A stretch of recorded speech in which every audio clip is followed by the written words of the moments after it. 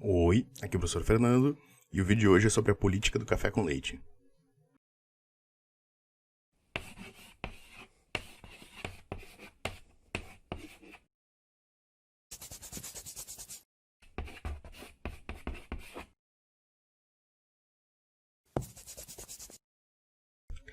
Na aula anterior a gente conversou ali sobre a proclamação da República e como é que foi o primeiro governo militar. Então a gente verificou ali que os primeiros dois presidentes, primeiro no caso por força maior, visto que foram eles que fizeram a proclamação da República, eram militares, e depois por voto, entre aspas, a gente vai ter mais dois presidentes militares. Esses dois presidentes militares, eles formaram aquilo que a gente chama hoje de República da Espada. Junto com o período que a gente tem agora, que vai até 1930, a gente vai ter o que a gente chama de República Velha. Então, de 1894 até 1930, a gente vai ter o governo dos presidentes civis. Esse governo dos presidentes civis, ele vai ter o início dele dentro mesmo da República da Espada, quando a gente vai ter aquela Constituição ali de 1891. Naquela Constituição de 1891, como eu expliquei na aula passada, se vocês recordarem, eu informei que ela começa a resguardar os direitos dessas elites agrárias brasileiras. E aí agora é o que a gente vai conversar para vocês entenderem mesmo como é que eles faziam para ficar no poder. Então o primeiro ponto que eu gostaria de abordar é a questão do direito ao voto. O direito ao voto, ele era bem restritivo, que nem a gente viu. Então, as restrições faziam com que praticamente os eleitores fossem homens, brancos, maiores de 21 anos de idade e com dinheiro. Por que eu estou dizendo branco, com 21 anos de idade e com dinheiro? Porque não podia votar quem fosse analfabeto, não podia votar militar de baixa patente, e se a gente for pegar e tirar os analfabetos, a gente vai tirar praticamente toda a população brasileira. Uma maioria esmagadora da população negra e a grande maioria da população branca. O perfil do eleitor era homem, branco e com dinheiro. Não tinha educação pública. Para não dizer que não existia educação pública, existiam, que eu me lembro assim, de cabeça, 2 escolas públicas que foram fundadas na época do Dom Pedro, ainda na cidade do Rio de Janeiro. E mesmo assim, 2.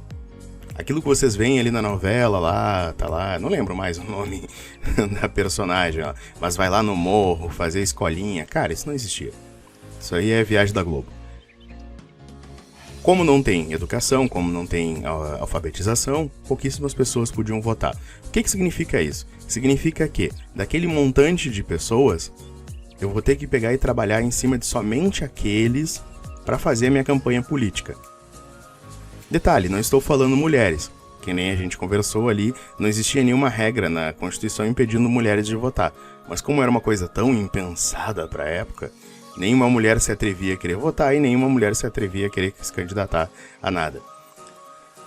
Vamos imaginar que a gente vai ter uma eleição para líder da turma. E aí eu tenho meu favorito, que eu quero que vença, e em vez de pegar e ter que fazer a cabeça de 50 alunos da turma, eu pego e crio uma regra idiota lá, só pode votar quem tem estojo azul. Ok, vamos reduzir o número de eleitores da minha votação para 8 eleitores. Perfeito, é em cima daqueles 8 que eu tenho que fazer campanha. Que isso, Google? Ainda tá gravando? Ainda tá gravando. Vamos continuar. Então, a gente vai fazer a eleição em cima daqueles 8 carinhas, e aí fica bem mais fácil de eu trabalhar. A segunda coisa que vocês precisam entender é que, para poder fazer a eleição, tudo funcionava na troca de favores. Eu acho muito engraçado naquela época como é que eles conseguiam fazer tudo isso, porque não existiam partidos nacionais que nem a gente conhece hoje. Por exemplo, hoje a gente tem lá o PT, PRL, PSL, PRN... Todos os partidos lá, PMDB, são partidos nacionais. Podem não se dar muito bem, né? Tipo o PMDB do Rio Grande do Sul não se deu muito bem com o PMDB nacional, né? Na eleição ali do Temer com a Dilma. Mas dane-se, é o mesmo partido. Na época existiam partidos regionais. Partido Republicano Rio-Grandense, Partido Republicano Paulista, Partido Republicano Mineiro. Perfeito. Então esses partidos políticos, eles representavam seu estado. E na hora de ter a eleição, eles ganhavam votos aqui no Rio Grande do Sul. Eu nunca consegui entender isso, como que na época, sem internet, o cara do Rio Grande do Sul vai votar no maluco lá de São Paulo. Mas, agora, se a gente olhar por outro lado, existia um esquema que era uma troca de favores. Essa troca de favores, ele vai começar ali principalmente no governo do Campos Salles. Essa troca de favores fazia da seguinte maneira: o presidente, ele pegava e tinha quem apoiasse ele nos estados. Era uma troca porque se o presidente chegasse até a presidência, ele iria pegar e fazer algum favor político para aquele governador naquele local. Sim, a gente vai ter eleição para governador, só que praticamente todos os outros cargos públicos, praticamente todas as facilidades políticas, elas vão ser determinadas através de escolha. Era absurdo isso na época, mas até mesmo juiz era um cargo de indicação política. Trocava o governo, trocava tudo. Trocava até os juízes. Então, para o juiz poder ficar no cargo dele, olha que absurdo. Ele tinha que ser algum juiz alinhado a algum partido político ou que tivesse algum esquema com algum partido político. E aí vem aquela história, né? Se o presidente não ganhasse votos naquele local aonde ele esperava ganhar, né, na campanha, ele não fornecia nada para aquele lugar. Precisa de um empréstimo, precisa de uma aprovação, nada ia rolar. É uma coisa meio engraçada, até hoje eu ainda vejo que tem gente que tem essa mentalidade na política. Eu já cansei de ver, principalmente no interior, aqui mesmo no meu município, já reclamando assim do prefeito, né? Ah, mas na sede, pra quem não entende, no interior tem a sede, que é onde fica a prefeitura, a parte mais importante da cidade, e os distritos, que são as partes mais afastadas. Seriam os bairros mais distantes. Então lá na sede tá tudo beleza. Agora nos distritos tá largado, não tem investimento, não tem nada. E a justificativa é: ah, mas o prefeito nem fez votos lá no distrito. Pô, cara, não funciona assim a política. Ou pelo menos não deveria funcionar. Então a gente vai ver que aqueles caras que são os governadores, eles vão ter esse pacto, né, essa política com os presidentes. A gente vai ter um esquema montado que vai fazer com que esses presidentes fiquem no poder.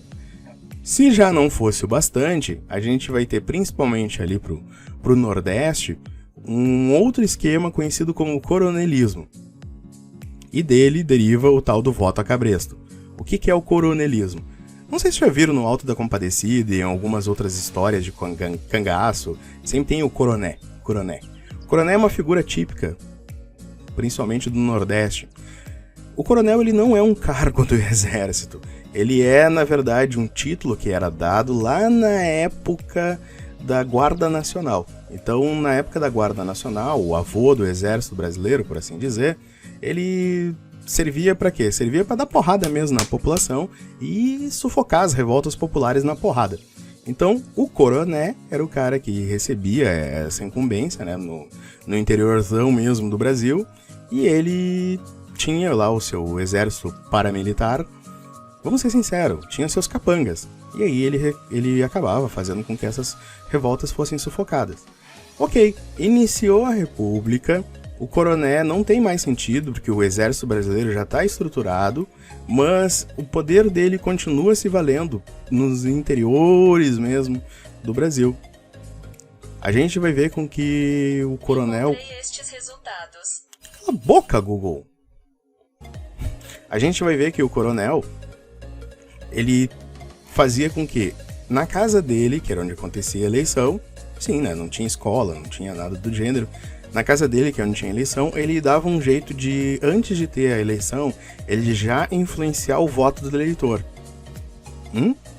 Sim, o eleitor, ele votava a cabresto. Eu não entendo muito de cavalo lá, mas a última vez que eu pedi lá pra alguém me explicar o que é o cabresto é a cordinha que tu prende aqui no buçal do cavalo pra levar ele pra onde tu quiser. Tá? Não é a rédea que tu puxa. Espero não tá falando bobagem. Ok. O voto, ele não era secreto, ele era aberto. O que significa que o voto ser aberto? Hoje a gente se esconde ali na cabina de votação. Sim, a cabina mesmo, acho estranho. A gente se esconde na cabina de votação e lá a gente vota ali no nosso candidato e ninguém fica sabendo. Posso dizer que eu votei no fulano e na verdade votei no Beltrano.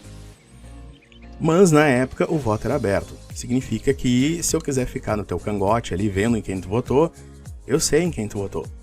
Não precisa fazer segredo do voto. Tá? Ninguém votava no grito, tá? Em quem tu vota? No João. Quem que tu vota? No Pedro. Não. Mas tinha cédula ali de votação e aí tu pegava e escolhia teu boneco ali e quem tivesse atrás ali poderia ver. Era legal eleição nessa época aí, porque se quisesse tu podia criar um candidato extra, né? Tem lá 3 candidatos lá, e tu olha assim, não quero nenhum desses aí. Aí tu criava lá, meu pai.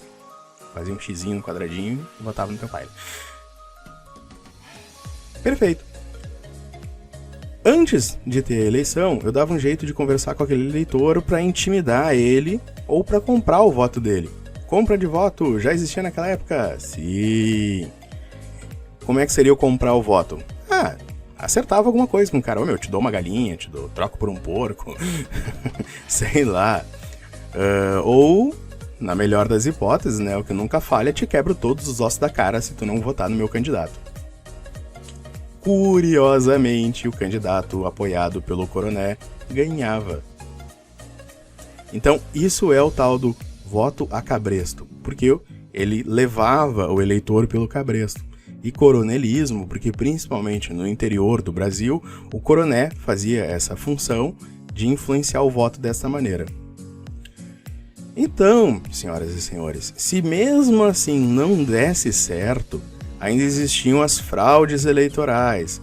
Sim, na época tinha morto que votava, o maluco morreu lá na época do Império ainda, nos 1800, mas ele tirou o título de eleitor e ia votar.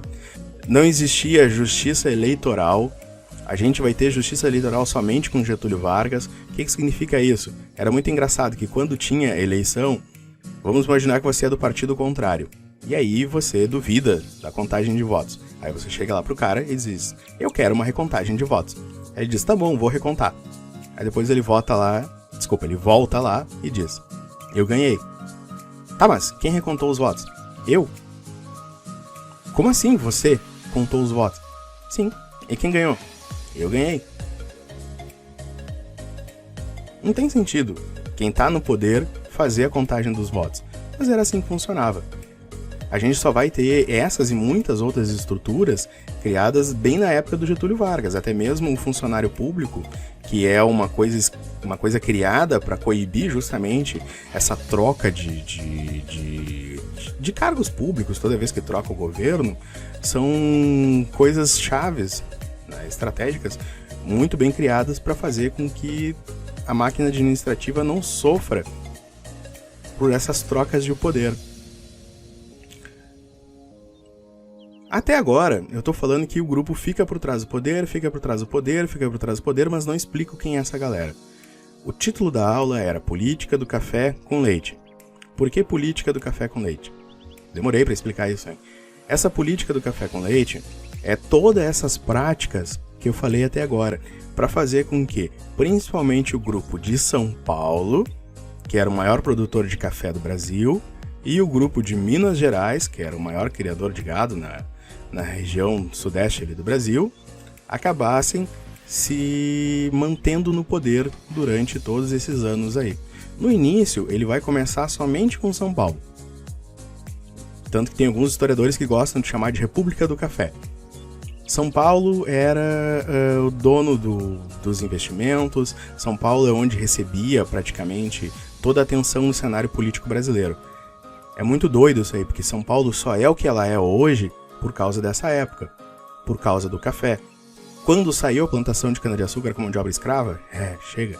Quando saiu a cana-de-açúcar, a gente vai ter a mão de obra assalariada e a gente vai ter o café substituindo o açúcar. Agora, o café era o principal produto de exportação do Brasil. Era um apoio tão grande para o café, mas tão grande para o café, que eles chegaram a criar algumas coisas ridículas, como, por exemplo, o Convênio de Taubaté. No Convênio de Taubaté, ele fazia com que o governo comprasse a produção do cafeicultor quando o valor estivesse baixo do café no mercado externo, para que dessa forma o cafeicultor nunca tivesse prejuízo. Não entendi. Vamos pensar da seguinte maneira, tá? Eu, cafeicultor, esperava vender meu saco de café por 20. Ok. Aí eu lanço o saco para vender no mercado e naquele ano os Estados Unidos, por exemplo, tá a fim de pagar 25. Eu vendo normalmente para os Estados Unidos. Ok. No outro ano, os Estados Unidos passou por uma crise, ou ele tem muito café e não tá a fim de comprar mais. Aí eu chego para vender por 20 e os Estados Unidos diz, olha, eu só pago 15. Neste momento, a gente vai ver que o governo entra em ação e o governo compra o saco de café por 20. Resta duas perguntas aí. A primeira é, quando que o cafeicultor vai ter prejuízo assim? Nunca. A segunda é, o que tem a ver o dinheiro do governo com a produção de café? Nada. Mas nesse caso tem tudo a ver, justamente porque são os cafeicultores que estão por trás do poder. Certo, povo? O que o governo vai fazer com esse estoque de café? Não sei. Muitas vezes ele até queimava. Jogava fora a produção? Sim, queimava. O governo não vai vender café depois barato para concorrer com os cafeicultores. A gente vai ver que até a primeira ferrovia brasileira vai ser criada na região de produção de café. Para que vai ter um trem? É para transportar as pessoas? É para conectar as cidades? É para melhorar a qualidade de vida da população? Não, é para tirar o café mais rápido da plantação. Então, de novo, São Paulo vai ser o que ela é hoje, o gigante que ela é, o coração financeiro do Brasil, por lembranças ainda desta época. Todos os investimentos pesados no Brasil vão ser em São Paulo. E quando Minas Gerais descobre isso aí, em vez de pegar e destruir o esquema, não. Ela se une a São Paulo e as duas ficam se alternando no poder. Por isso que aí vira, né, política do café com leite. Justamente por causa desse momento que Minas Gerais entra na parada junto com São Paulo. Obviamente, né, a política do café com leite ela vai receber muitas críticas de empresários e de gente ligada ao setor industrial. A gente pode sentir muito idiota neste momento. A gente está tentando fazer uma industrialização mesmo no Brasil nos anos 1900. Gente, lembre-se, a primeira revolução industrial vai acontecer lá nos 1750. Vamos dizer que lá na França ocorreu pelos 1800. Na Alemanha, que participou da Primeira Guerra Mundial, ela aconteceu nos 1850, quando o país se formou. A gente nos 1900 ainda não estava, a Rússia já tinha feito. A gente só vai ter um projeto mesmo, de industrialização pesado para o Brasil inteiro, lá no governo do Getúlio Vargas. Certo, povo? Mas, por enquanto, é isso. Qualquer dúvida, coloca ali embaixo e aquele abraço.